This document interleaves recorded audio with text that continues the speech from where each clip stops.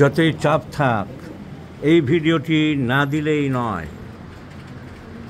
এই যুবক বয়স 21 বছর।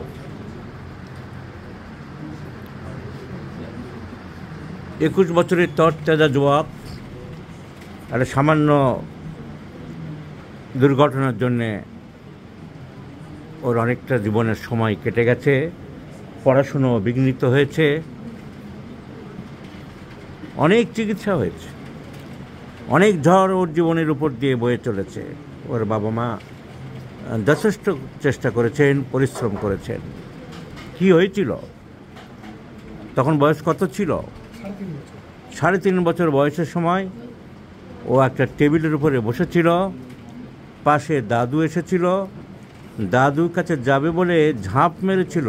বাচ্চারা তো বুঝতে পারে না যে কতটা ডিস্ট্যান্স আছে, ভেবেছে এসে গেছে সামনে, কোলের উপরে ঝাঁপিয়ে পড়েছিল ঝাঁপিয়ে, কিন্তু আর এক পা দাদুকে আসার সময় দেয়নি। দাদুর কোলে উঠল আর দরজার সাথে মাথায় লেগে গেল বিরাট ধাক্কা। সেই যে ধাক্কা লাগলো তাহলে একটা হেড ইঞ্জুরি হলো।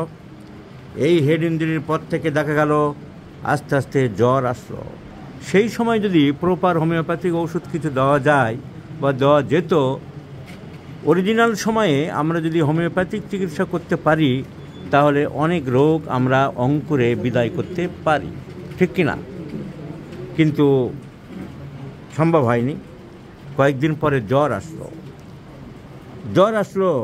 20 দিন 21 দিন জ্বর আসলো। লোকাল চিকিৎসা দেখানো হলো, কোনো কিছু ইমপ্রুভ হলো না। ডান দিকটা প্যারালিসিসের মতন হয়ে যেতে থাকলো।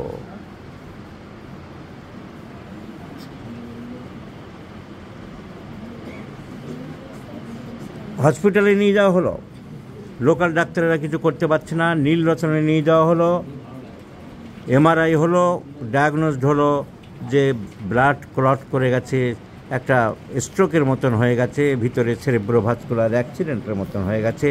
রোগী অনেকদিন কমায়ও ছিল, এই বাচ্চা কমায়ও ছিল।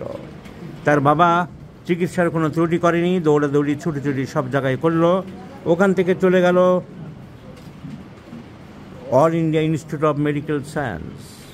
তার মধ্যে বিভিন্ন হোমিওপ্যাথি, অ্যালোপ্যাথি চিকিৎসা চলতে থাকলো, কিন্তু ultimately NRS medical college hospital, all India institute of medical science new Delhi, তারপরে ভেলোরে গেলেন সিএমসিতে অপারেশনও হলো, কিন্তু রোগী পুরোপুরি সুস্থ হতে পারল না।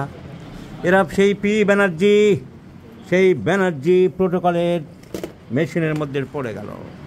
মেশিনের মধ্যে পড়ে গিয়ে চিকিৎসা চলতে থাকলো। তখন বেঁচে ছিলেন প্রশান্ত ব্যানার্জির নামের প্রেসক্রিপশন আমরা দেখছি, সেখানে অনেক দিন চলল চিকিৎসা। ওই তো বাঁধা গজ জীবনভর দেখে আসছি, রুটা 6, ক্যালকেরিয়া ফস 3x, লাইকোপোডিয়াম 30, রাস্টক্স 30। কি কেতাবি চিকিৎসা! খাজনার থেকে বাজনা বেশি না। বাজনা যদি সত্যিকারের হয় তাহলেও কাজ হয় প্রত্যেকবার। এবার তার ছেলে, তিনি মারা গেলেন, ডাক্তার প্রদীপ ব্যানার্জি করলেন বাঁধা গজ, রুটা 6, ক্যালকেরিয়া ফস 6। এদের মাথায় ঢুকেছে রুটা, ক্যালকেরিয়া ফস, এইসব চিকিৎসা। হোমিওপ্যাথি ঔষধ হ্যানিম্যান পরীক্ষা করেছিলেন, একটার পর একটা ওষুধ সুস্থ মানব দেহে পরীক্ষা করেছিলেন। সেই পরীক্ষা করা লক্ষণগুলি উপলব্ধি করে একটা বইয়ে নোট করেছিলেন। সেই বইয়ের নাম দিয়েছিলেন মেট্রিয়া মেডিকা পিউরা। হ্যানিম্যান বলে গেছেন, তুমি যখন ডাক্তার হয়ে বসবে, রোগী তোমার কাছে আসবে, সেই মেট্রিয়া মেডিকা বইয়ের লক্ষণ মিলিয়ে দেখবে, রোগী যা বলছে যেটা মিলবে সেইটা দিতে হবে। এদের কাছে ওই সব মিলন টিলন নেই, এরা নিজস্ব ফর্মুলা। রোগের চিকিৎসা হ্যানিম্যান বলছে রোগীর, এ আবার বড় হ্যানিম্যানেরা। তা নতুন কিছু করো না, নতুন আবিষ্কার করো না। হ্যানিম্যানের হোমিওপ্যাথিকে অপমান করার অধিকার তোমাদের কে দিয়েছে? হ্যানিম্যানের হোমিওপ্যাথিকে বীতশ্রদ্ধ করার, অপহোমিওপ্যাথি করার অধিকার তোমাদের কে দিয়েছে? চলল, প্রশান্ত চালালেন, প্রদীপ চালালেন। প্রদীপ মরে গেছে, আমি বারবারই বলেছি। এখন সেখানে ব্যবসা চলছে, এই বারবার বলছে, এই বলে আমাকে আবার উকিলের চিঠি পাঠিয়েছে ওদের বংশের সেই ব্যানার্জি এক ভদ্রমহিলা। তারপরে এই যে ব্যানার্জি এখন এই নাম দিয়ে P Banerjee homeopathic research centre নাম দিয়ে 8 জন 10 জন BHMS পাস করা ডাক্তার, এইখানে 3, এখানে 2 5, এখানে 2 7, তো 7 জন তো বিনা পয়সায় কাজ করছে না। অন্তত 20,000 টাকা করে নিলে 1,40,000 টাকা বেতন দিচ্ছে, 10 লাখ টাকা তুলছে, 5 লাখ টাকা তুলছে। অনেকে জানে না এইসব ব্যাপার, যে প্রশান্ত চলে গেছে, প্রদীপ তার ছেলে চলে গেছে, সেগুলো করতেই বুজরুকি চিকিৎসা। কিন্তু এখনও সেই নামে যদি কেউ যায়, ধারে যদি কাটে, আর 10 লাখ যদি আসে, আর 1,40,000 যদি বেতন দিই, ব্যবসা চালিয়ে যাচ্ছে। সেই ফাঁদে এরাও পড়েছিল। কিন্তু সেই ক্যাম্পর 200, সেই রুটাসিক ওদের শেখানো হয়েছে যে আমাদের এটাই ফর্মুলা, তোমরা এই ফর্মুলায় চালাও। ক্যালকিরাফস 3x, লাইকোপোডিয়াম 30, এপিসমেল 6, সরিনাম 200, রোজ দুপুরে সন্ধ্যায়। এই তো ভদ্রলোক চার্জ করে এনেছেন।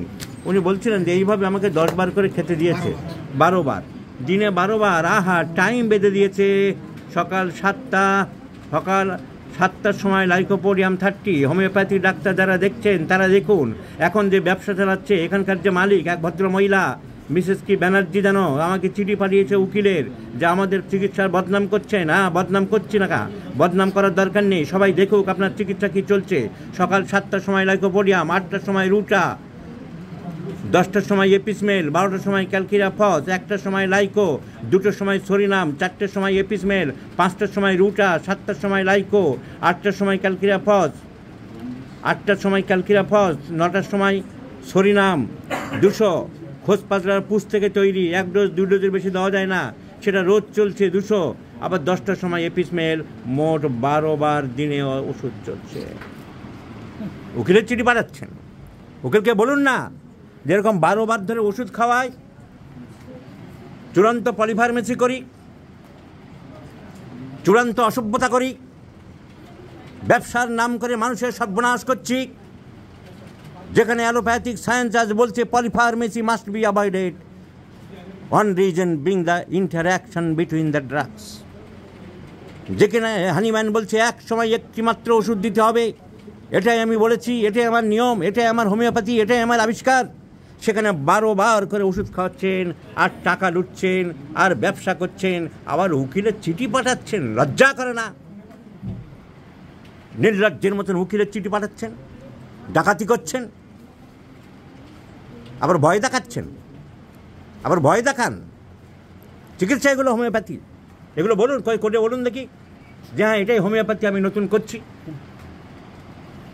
ছেলে খেলা, চ্যাংরামো, বাঁদ্রামো, ইত্রামোর একটা নীতি আছে, শেষ আছে।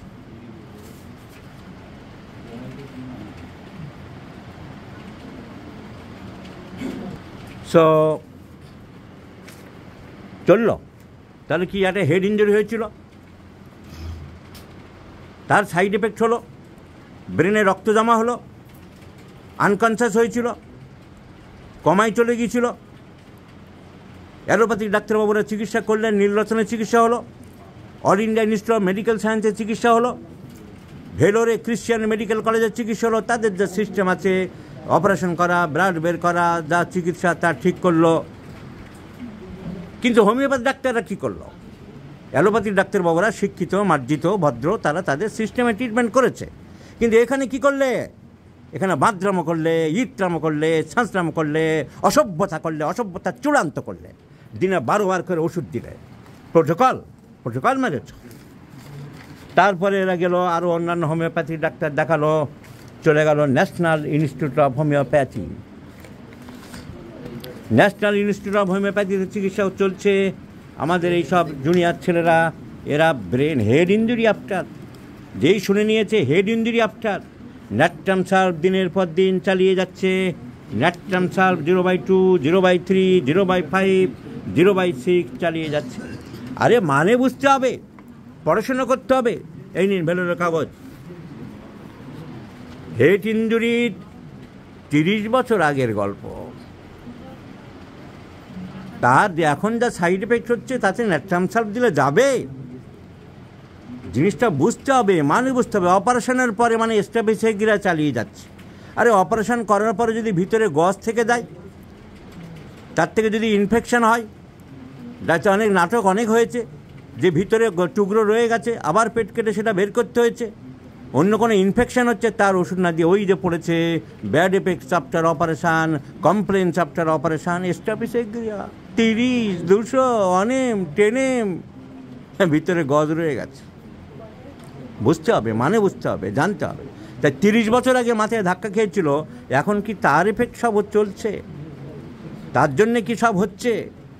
এখনকার সিমটোমেটোলজি কী বলছে, বর্তমান টোটালিটি কী বলছে, তার উপরে চিকিৎসা করতে হবে। এই পেশেন্টের কেস হিস্ট্রি আমরা দেখলাম, তাহলে আমরা হিস্ট্রিটা বুঝতে পারলাম, আমরা হিস্ট্রিটা জানতে পারলাম। বলে এখনকার সিমটম রাইট সাইডের উইকনেস, রাইট সাইডের উইকনেস, ডান দিকের হেমিপ্লিজিয়া, ডান দিকের হাতে জোর পাচ্ছে না, এই যে আঙুলগুলো ফ্লেক্সড হয়ে গেছে, এক্সটেন্ডেড হয়ে গেছে, জোর পাচ্ছে না, খেতে পাচ্ছে না, ও বাঁ হাত দিয়ে বেশি কাজকর্ম করতে। So right sided weakness, right sided weakness. কিন্তু এই রাইট সাইডেড উইকনেসের আমাদের কোনো দাম নেই, কারণ ব্রেনের লেফট সাইডে হেমাটোমা হয়েছে। So it is a common symptom. এই রাইট সাইড আমাদের কাছে কোনো দাম নেই। বর্তমানে দাম দেবো ফরগেটফুলনেস আছে, এটাও হতে পারে ব্রেন ইঞ্জুরির জন্যে। স্টার্স টু নয়েজ, সামান্য শব্দে চমকে উঠছে। সিম্প্যাথেটিক মাইন্ড আছে, দয়ামায়া আছে। ঘাম বেশি, সারা শরীরে হয়, মাথায় হয়, কিন্তু পিকিউলার সিমটম মাথার ঘাম অন সাইডেড, শুধু ডান দিকে হয়। মাথার ঘাম ডান দিকে বেশি, বাম দিকে বেশি দেখা যায় না। এটা একটা পিকিউলার সিমটম।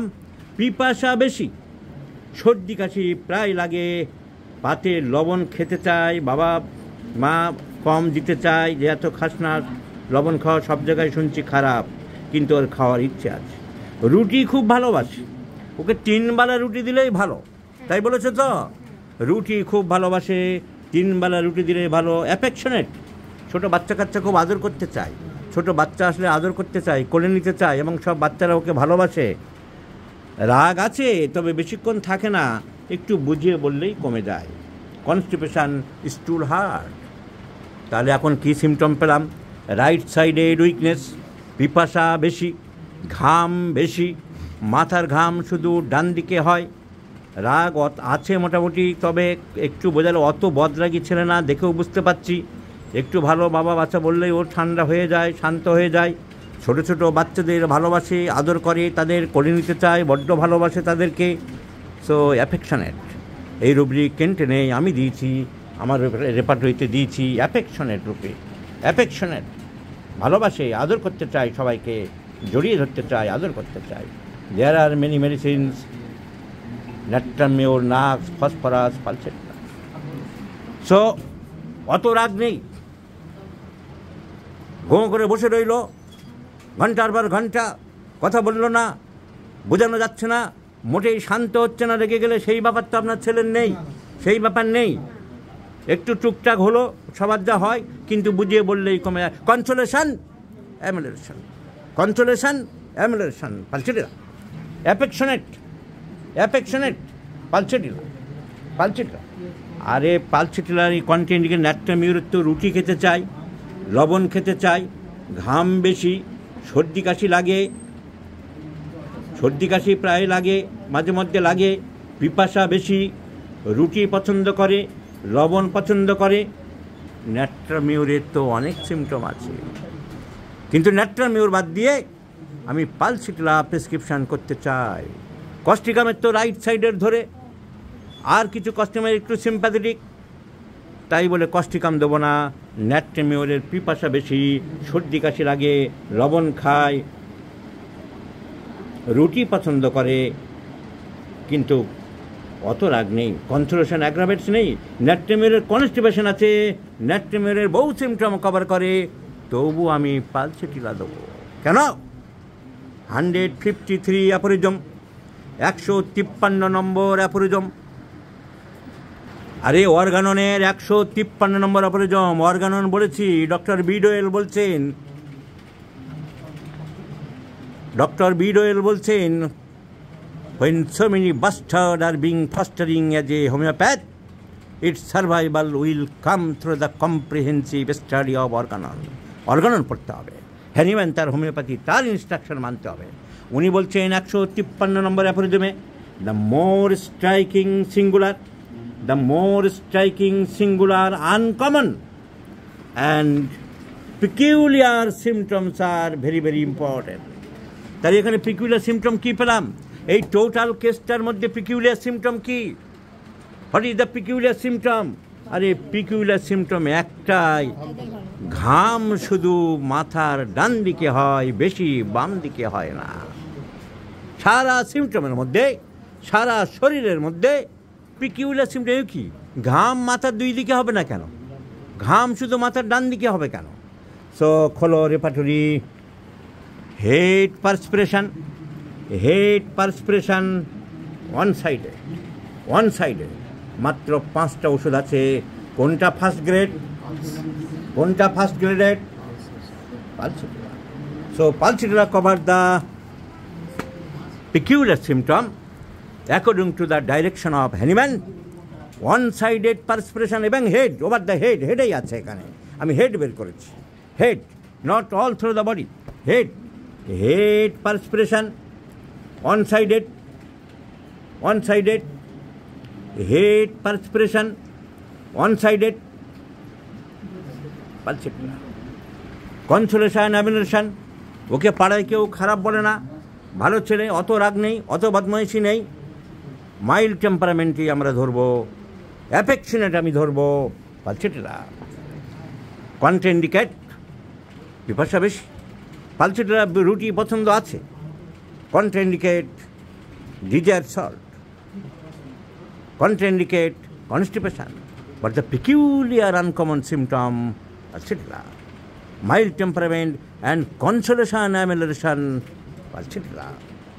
সো অ্যাফেকশনেট, বাচ্চা দেখলে আদর করতে হবে, pulsatilla. So pulsatilla is the choice of medicine, and I do like to prescribe pulsatilla in 50 millisiemal scale of potencies with the direction thrice in a day. Let's see the result, my friends. I shall share you. I do hope this similimum medicine, which covered the characteristic, peculiar, uncommon, rare and strange symptom, and also the mental 2 important symptoms, consolation, amelioration, mild temperament and affectionate, will improve the gentle boy. Let's see the result. I shall share you, my friend.